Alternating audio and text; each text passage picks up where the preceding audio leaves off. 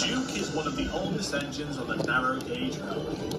He's kind-hearted and wise, and likes to help the younger engines by giving them advice and keeping them in order.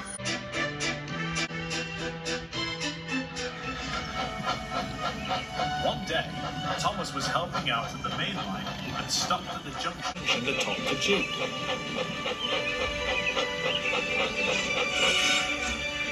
The old engine would often tell Thomas stories about what the railway used to be like, back in the days when he was a young engine. Duke often referred to these as the good old days. As they were chatting, Gordon brushed past for the express. Thomas called cheekily to him. Beep, beep. Hello, fat face. Really, Thomas, you shouldn't talk to a senior engine like that.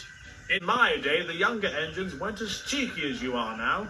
They knew their place and worked hard. We didn't have time for fun and mischief. Not like you youngsters today. There were rules for everything and we had to obey them. We had to work together and help one another. And we had to do just as we were told. Otherwise, they'd have been trouble. Oh, said Thomas. I don't like the sound of that. It sounds like the bad old days to me. It's better now without so many rules.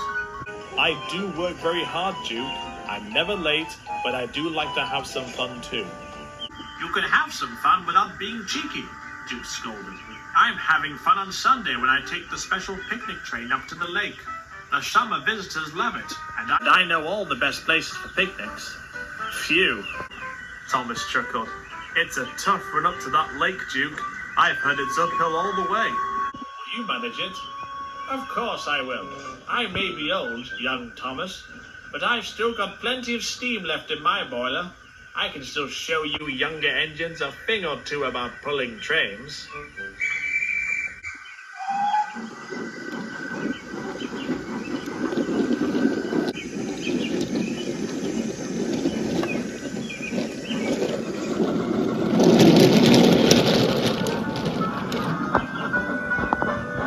But on Sunday afternoon, when Thomas was taking trucks to the works, he was surprised to find Duke in the repair shed looking sad. It's my old valves, Thomas. They're leaking and steam is escaping.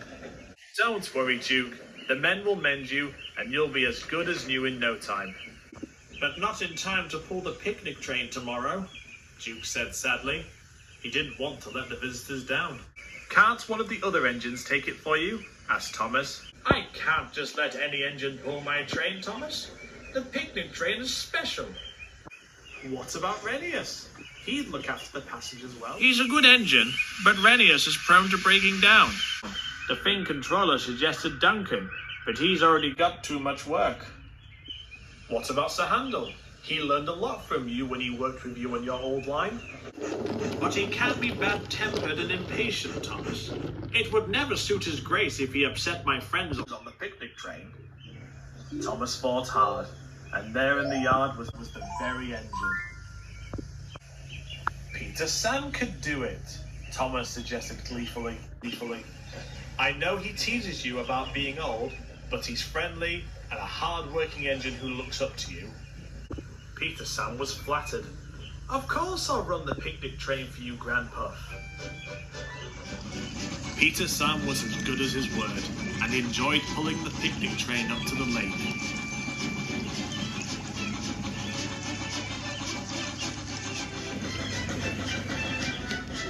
Duke told him all the best places to take the visitors, and they had a splendid time.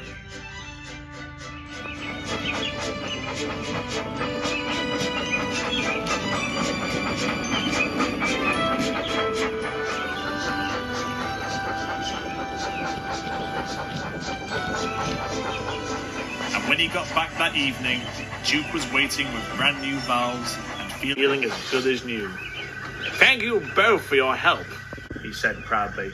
You two young engines have shown how we should all work together and help each other. It's just like the good old days.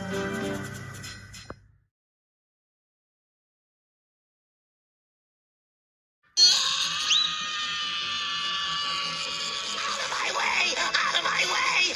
Can't you see he's gonna kick my butt?